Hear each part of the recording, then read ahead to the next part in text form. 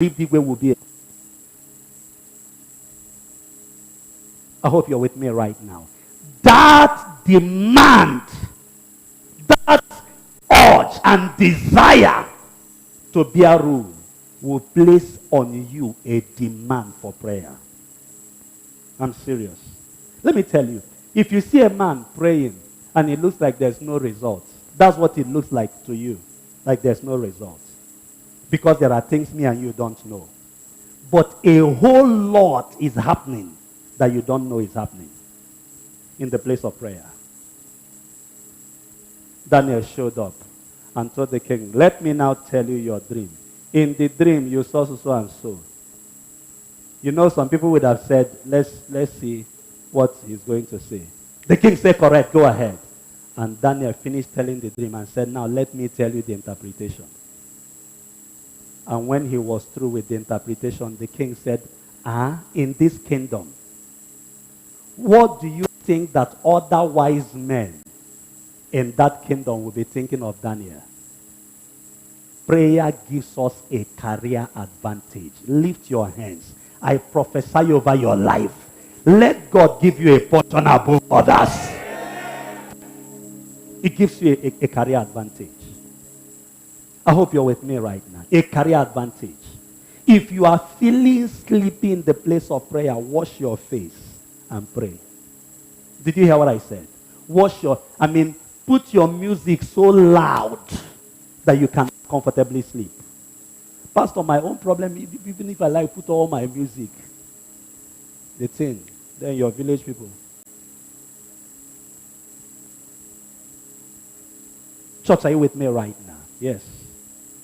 The place of prayer. It gives you career advantage. Listen, if you trust in your strength, in your strategies, there is every likelihood that you have frustrations. Because no system of man is 100% reliable. No system of man. Church, are you with me right now? Yes. Did you hear the story of Jephthah in the Bible? Very powerful guy. Had a rough background. Because of the situation of his birth, they chased him away. They said, we don't know your father. And that was it. They chased this guy away.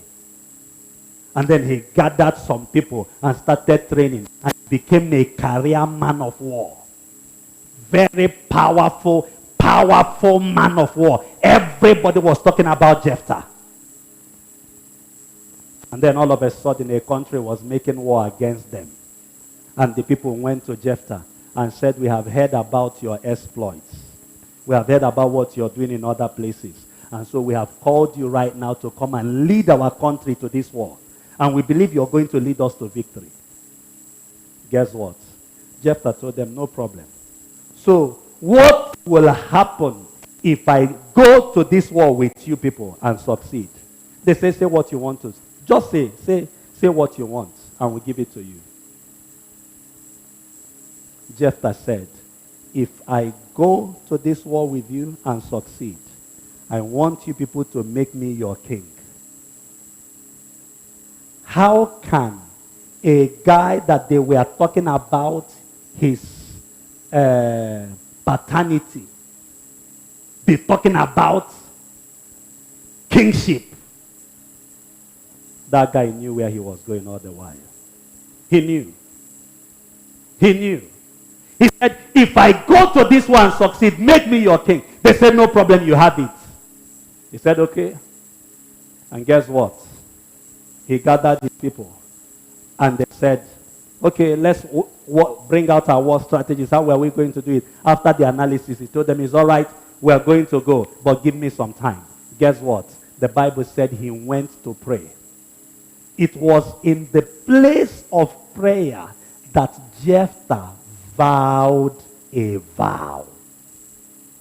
Do you know that certain things will become too big to give to God until your flesh is dealt with in prayer? Seriously. If God is talking to you about giving and you feel somehow, go and pray again. I have discovered there is no way you have genuine encounter in the place of prayer and you will not hear God say give. It's not possible. The struggle that, let me tell you, because you know the reason why most of us don't do something is fear. And it is taken care of in the place of prayer. It's fear. If I give this now, how would it? If I give this, how is it? And that is all you will see. You will not see what will happen as a blessing as a result of that. And so your fear has overwhelmed you and you can't take that step. It was in the place of prayer that Jephthah vowed a vow and said, if you will help me and I will go to this war and succeed. Stop. There are things that when I see in the Bible, I stop and ask myself a question. I said, what is a professional warrior asking the Lord, if you will help me and I go to this war and succeed? How can he be saying that? Have you read the Bible and you don't know the answer? Can Jephthah be more successful than Goliath?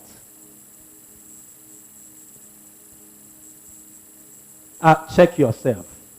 Check the description of Goliath and you ask whether Jephthah would have been more rightly positioned than Goliath. What destroyed Goliath?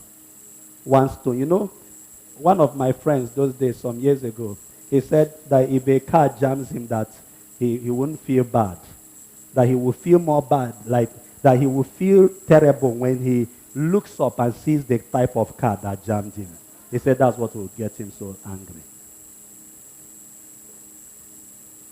He said there are just cars that if it jams him, he just wakes up and looks at the car. Anyway, okay.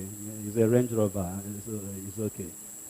They just wake up all of a sudden and Beetle jammed him. Yeah.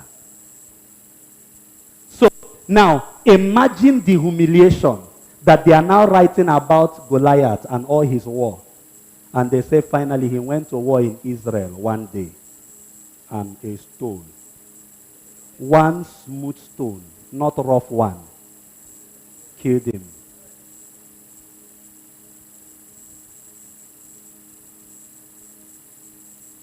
What put him down? It was a man of prayer. David, who said, early will I seek you. He said in all the night watches.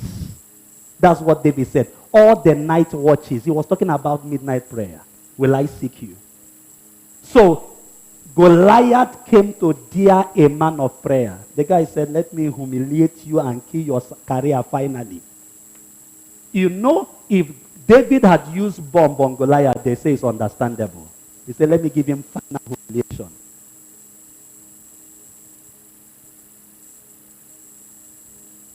I hope you're with me right now. Yes. There are certain meetings that you're supposed to go. Maybe business meetings. Before you go for such meetings, take at least maybe 1 hour, 2 hours, speak in tongues. Did you hear what I said? Before you wear your clothes, wear prayer. Finish, do rehearsal. And then you go.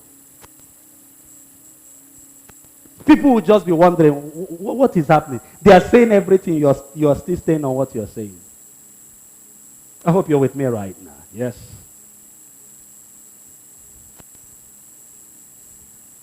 Come on, look at your neighbor. Tell your neighbor, take advantage of prayer.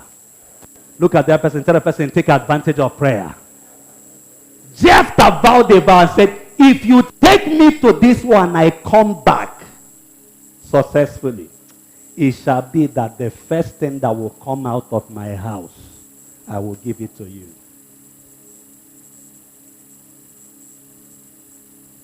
Do you know that fulfilling your glorious destiny requires sacrifice? And do you know that in the place of prayer, it is easier to make any kind of sacrifice to God?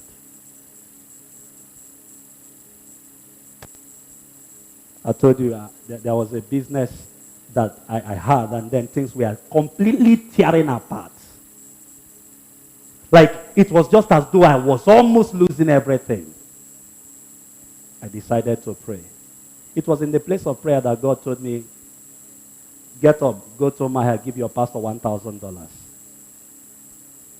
At that point, I should have been looking for more money to make up things. Immediately I heard that voice. Simple. I was there. I finished the sacrifice. Calmness and peace. And you know, there is nothing that destabilizes the devil like calmness and peace. I mean, you are calm where you should be worried. Calmness and peace was just inside of me.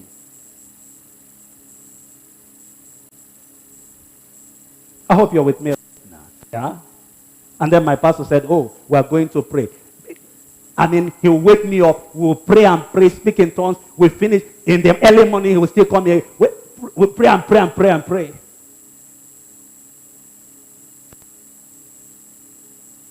How can you live in this type of world?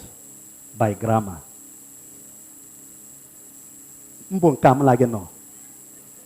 By grammar.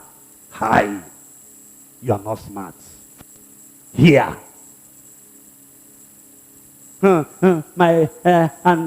know, when they are interviewing people, they will tell you, if you see that was how I struggled. I finished FIC. I was just looking for a job like that. It was not, all of a sudden, I said, one thing led to another, one thing led to another. Tell us that thing that led to another, and that thing that led to another. When you hear those things that led to another, and that thing that led to another, you will take your knees serious. When people come out and they are wearing designers, what you don't know is what they wear in the middle of the night. And you just sleep all through. In the morning you wake up, you will not pray, but you put up and grateful. Up and grateful to my God. The guy that said up and grateful to my God has not told that he's God, that he's grateful, but it's on his status.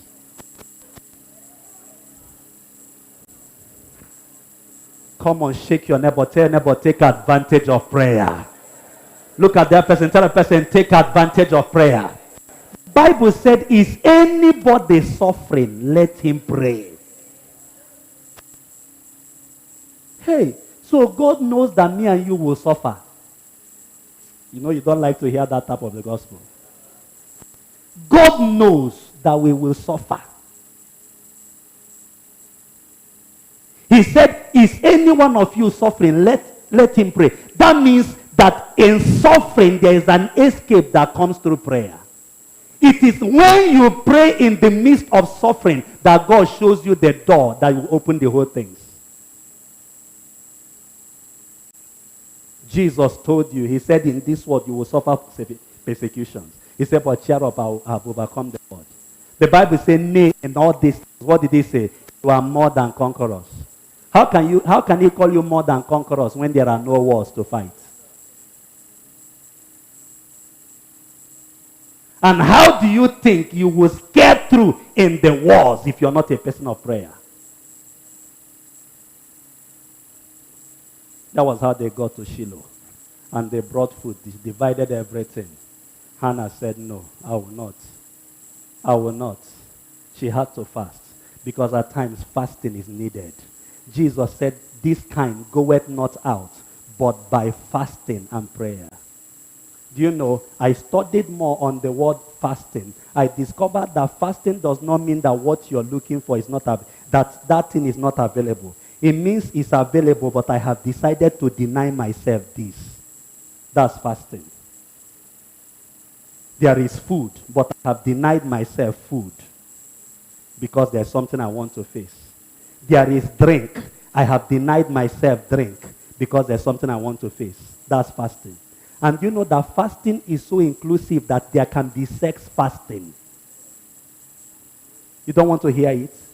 My dad taught me in the middle of the night. He told me there are things at times you desire from God that you may have to stay away from sex. He said, even as a married man, then let alone a single person that makes sex a lifestyle. The Bible said, happy are you, O land, if your king is the son of a noble, and your princes feast at the proper time. He said, woe are you, O land, if your king is a child and your prince is feast in the morning. Notice, the problem is not feast, but the time of the feast. The time of the feast. I hope you're with me right now. Yes. This is a young man that you are believing is going to amount to something as a young girl, and you are disturbing his life with sex.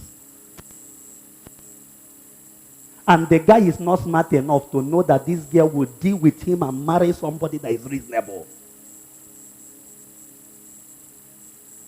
Because at times there are certain fastings that become necessary. Necessary. Not that the urge is not there, but there's something I'm looking for. Let's get that thing done first. Church, are you with me right now? Yes. You can't be thinking about vision and you don't take care of your passions and lusts. It's important. It's not that it's not there, but I am so, like, there is something I have to face now. And you have to face it with urgency. Yes, some people will see things so precious and they downplay it. And that's why you see men that would have done very powerful things reduced. Because everything goes. The Bible said this other king, he said he is a son of the noble. Why is he the son of the noble? He has been trained in kingship. And their princes feast at the proper time. I hope you're with me right now. Yes. At times, the fasting is 6 to 12. It's 6 to 6. At times, it's 6 to 2. That means this man is not going to eat till 2. That's fasting. That food is there, but he will eat it later. I hope you're with me right now. Yes. You can do car fasting. Your garage needs a car, but you're telling your garage, shh, shut up. You see this garage? We are not bringing in any new car until we get this done. It's still fasting. I hope you're with me right now. Buy this clothes. Buy this clothes. You say, you see this month now. You see these clothes. I will snap you. After snapping you, I will delete you. And this same money, I will use it to do that thing I'm going to do. I will wear you in 2 months' time. Fasting. I hope you're with me right now. Yes. Nobody arrives by mistake. If you arrive by mistake, you will live by mistake. Did you hear what I said? Yes. You must take quality decisions that goes in the direction of the fulfillment of your destiny. You must be intentional about it. That's how powerful people become so powerless. Very powerless. And they're wondering what is happening. Because this man does not know when to say no and when to say yes. He does not know when to tell some things to wait. I'm coming to you, but wait. There's something I have to do right now. I hope you're with me right now. Yes. They were eating as usual. Hannah was at the table and was not eating.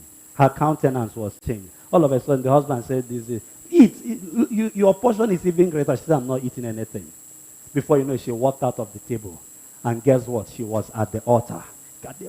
I mean, she was talking and she was behaving like she was drunk. The behaving like, there was no queen, no queen there. It's just before her maker. Just talking and talking and talking and all of a sudden, Eli came and said, woman, it's too early. Why are you so drunk? Just now. Do you think Hannah was like this, praying, and Eli came and said, you are drunk? You package and package down to the secret place. You are packaged. You are praying. You are still chewing gum.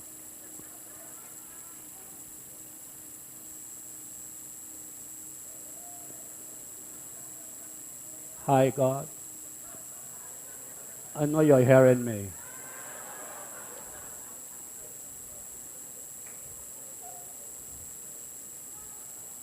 Hannah was crazy, crazy. She would get to this side of the altar, stay like this.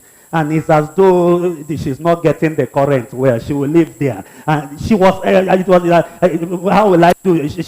She will lie down. It's as though the thing is not getting. Eli said, how can this woman be this drunk? Eli came to her and said, woman, why are you so drunk? Why was Hannah not offended? Place of prayer. Because if you don't pray, your spiritual people will offend you. You will live in complete offense. Complete offense. Your choir leader will offend you. Your pastor will offend you. Your departmental head. Everybody will offend you until you just post it. Everybody is annoying. Just go and pray. When you finish praying and you say that, we'll know that it's serious. But I know what is happening. Your level at that point is low. Eli came to this woman and said, you are drunk. Imagine that you are dealing with something serious. A man that you are looking up to encourage you tells you are drunk. Instead of Hannah sparking, Hannah said, no, my Lord, I'm not drunk. Check the time now. It's too early to be drunk. There's a way it is doing me.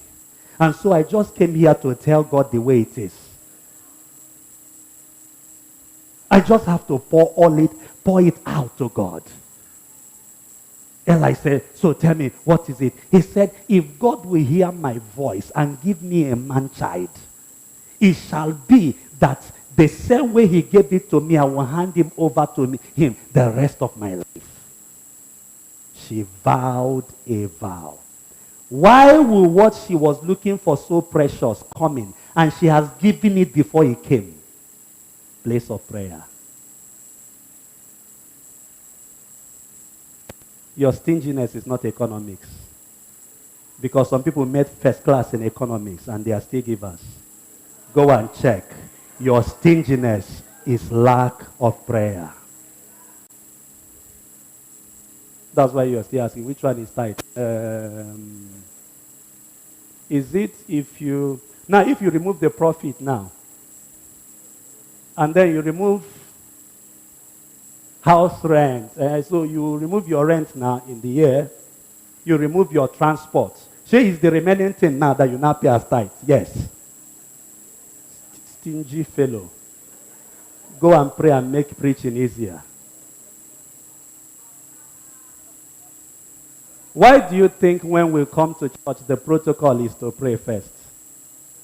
So that your spirit can be easier to respond to the word of God. There is a man in you that is too stubborn. Prayer deals with him. Jesus dealt with his own at Bethany. I hope you're with me right now. There's a man inside of you that is very stupid though. Forget about your suit. Very stupid.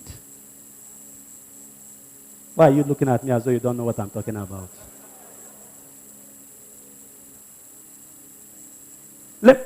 Follow the gospel with your head. Then you will not take out things from God. Allow your spirit, and then you will see. Eli said to her, go, the Lord grant your request. Exactly according to the appointed time, she gave birth to a man-child. Guess what? Just like she promised God, she brought it to God. And still taking care of the child that was still at the altar. One day she was back, and Eli said to God, this woman gave you a loan. Open her womb again. The Bible says 5 also came out. She gave 1, and at the end of the day there was another 5. And somebody wants to convince this generation that give it out of, funny enough, some of Nigerian preachers that started preaching grace message, Pastor Chris was preaching long enough. Yet Pastor Chris never removed the things that gave Christianity powerful. Joseph Prince, that every one of them had access to, will finish preaching and will tell you your tithe belongs to your local church. For 1 month now, Joseph Prince has been handling series on communion. And somebody is also saying communion is nonsense.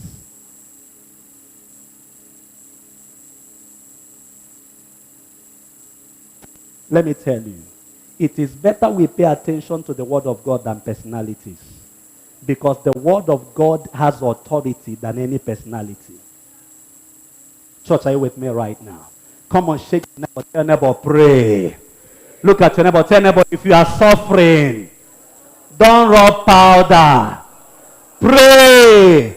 Tell your neighbor, if you are suffering, don't braid your hair. Pray. Tell your neighbor, if you are suffering, don't go to lick cold stone.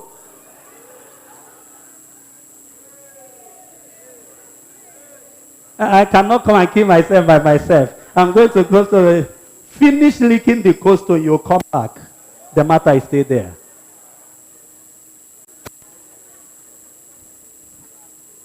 Cold stone that even melt before you get home.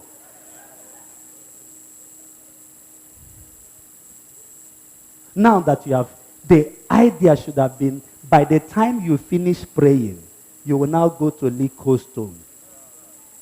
The Bible said when Hannah finished praying, her countenance changed. The woman that was worried few hours ago was now so excited. And he said, my horn have you exalted like the horn of a unicorn. Church, are you with me right now? Yes. Her countenance changed. What happened? He was in the place of prayer. Mordecai had a strategy called prayer. It was one of his right strategies. The Bible said the issue became bad. Haman was everywhere. The whole Jews in Shushan, their matter was up. Not only that, there was already a law that has been sealed by the king's ring. And if the king puts his ring on a law, it is established. Imagine they met a legal advisor. He will tell them it is a done deal. It cannot be appealed. And then, if it cannot be appealed, what will a common man do? Prayer. Mordecai was everywhere. Put on sackcloth on himself. Remove his clothes. And he was praying. Praying until he got to the king's gate. Praying. And then all of a sudden, Mordecai reached out, took the distance and gave Esther and said, please give Esther this. Somebody came to tell Esther, look at what has happened. Mordecai is at the gate. He's not wearing clothes. The guy has sackcloth. Esther said, no, not my uncle. He carried clothes and gave to him. Mordecai said, tell Esther I don't want the clothes. If you understand some things, your personal gratification will no longer matter. How can I put on clothes while the whole Jews are about to go naked? He said, tell her I don't need it. And the Bible said, while he was there, he told Esther, tell Esther that being in the kingdom will not exempt her. As long as you are a Jew, everybody is going to pass through this thing. If you keep quiet and not act, we are doomed. When they finished talking, Esther said, please tell Mordecai that there's a way this system runs. So, in fact, before I came here, there were things me and you discussed. But when I came here, I saw a different thing altogether. You know, I've met people like that in my course of pastoring. They will tell me, Pastor, you will not understand. Who told you I don't understand? He said, tell Mordecai he will not understand. Though there's a way things happen here. For 30 days, I've not even gone to see the king. The only reason you can come to meet the king is if he sends for you. If the king does not send for you and you show up, it is death. The only thing that will save you is if the king brings his rod and asks you to place your hand on it. That's the only thing that will save you. However, it is very rare to enter the king's court, the inner court, without a proper invitation. So tell Mordecai that we will keep on knowing what to do because at this moment I don't know. Until the king sends for me, I'm not coming. They went and told Mordecai, look at what Esther replied. That there's nothing we can do. The way we are here, the rules here is this. The rules here is You know, at times you're trying to tell somebody, they say, Pastor, you don't understand our workplace, this, that. Now, why is that person your spiritual father? Why did God put him there? I thought Mordecai will now tell Esther, it's all right, it's courtesy, I understand. Mordecai said, go and tell Esther that if you keep silent and not do something, we are praying, help will arise for the Jews from another place. But you and your family will not be spared. And who knows whether God brought you to the kingdom for such a time as this. Immediately Esther heard that, he remembered what they discussed before they entered. Her brain entered another factory setting. Kingdom for such a time as this. Esther said, go and tell Mordecai that the whole will fast and pray for me 3 days. According to the laws of Shushan, it is not advisable to come before the king uninvited. However, I am going to take the risk. And also, me and my mates will be fasting for 3 days. And if I perish, I perish. A Pastor Casey's life, when I said to myself, if this thing will make me hungry, I'm ready. If this thing will make me not drive, I am ready. I am ready. I mean, if it does not have God, I'm not interested. It got to a point in my life when I said to myself, I can't accept nonsense again. I can't. It may look good. That was how I stopped going to preach in different places. I'm coming to preach and you're telling me what to preach, and I know what you're coming to tell me to preach. It's not biblical. You're telling me to tell people that there's a destiny helper. Are you not seeing that the Bible said, woe is the man that puts his trust in man? And you want me to preach destiny helper and tell them to come and sow 20,000 to relocate their destiny helper? The devil is a liar. God is our destiny helper. You want me to tell somebody that she has a spiritual husband and she's afraid, and she will now buy an oil that you made. You bought it 300, she will buy it 3,000 and buy discount price 2,800.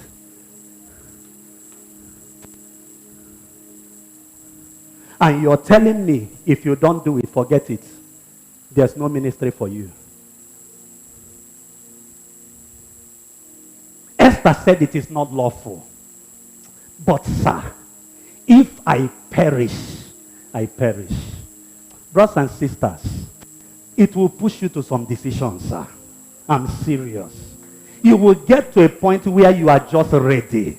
Until you get to that point, you are ready to die for what you believe. You are not even ready to live. Esther said, go and tell them, all I require from them is fasting and prayer. If a queen that is in the palace is demanding for fasting and prayer, and you say your guarantee is that the man took your CV, continue until you buy suya and see that CV as the suya paper. She said, I will go to the king. Tell them to be fasting for me. And not only that, all my maidens will be fasting. And Esther came back to the kingdom and told his maidens, for 3 days, nobody eats anything. We are praying. And so you get to Esther's court in the gardener. The guy that is doing the gardener is doing his thing. The one that is washing is washing. The one that is doing the laundry is doing the laundry. Esther is making up. And you think, brothers and sisters, there's an atmosphere you see around us. You know that something is up. Let them reject you. Enter into prayer. They will need you. I'm telling you, enter into prayer. I mean, the environment was tensed.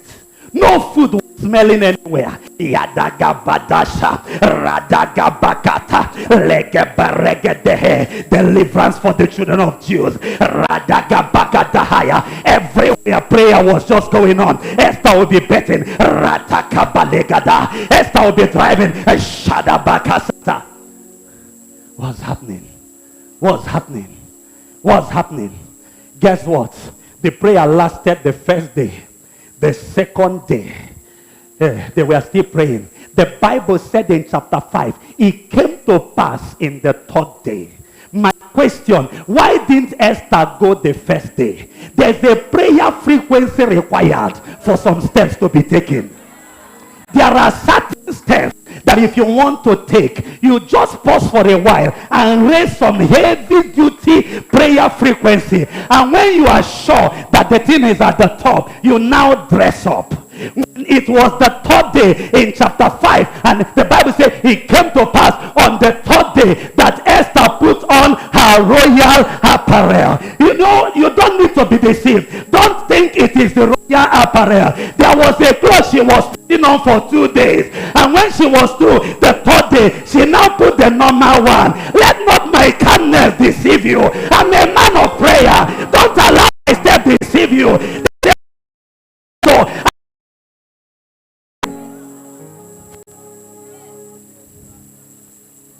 I've told you, before you plait your hair, pray so that they don't kill you. Did you hear what I said? So that they don't kill you.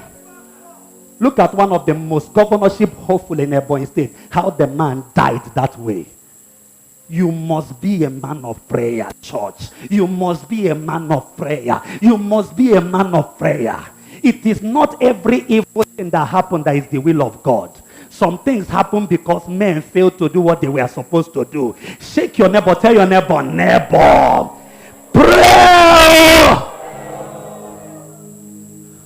Everywhere in Esther's house, music everywhere. Shadabaha, Yendebohosha, Randa Bagasete.